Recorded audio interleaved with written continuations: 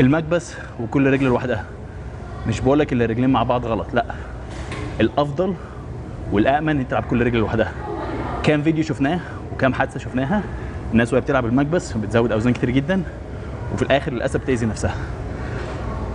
انت لما بتلعب كل رجل لوحدها فعلا بتركز على كل رجل، فعلا ما بتساعدش بايدك، بتلعب المدى الحركي بتاعك اكتر واحسن ما بتلعب رجلين مع بعض. انت لما بتلعب رجل زي ما انت شفت في الفيديو تنزل لغايه الاخر، وانت الرجلين مع بعض انت كده كده تنزل لغايه صدرك، بتكفس النفس بتاعك وبتكتم النفس بتاعك.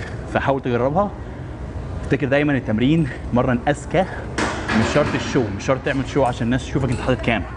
محدش فرق معاه اصلا انت بتشيل كام، الوزن انت حاطه مش هو ده اللي هيبني لك العضله. اللعب الصح، التكنيك الصح هو اللي هيوصلك للجسم اللي انت عايزه.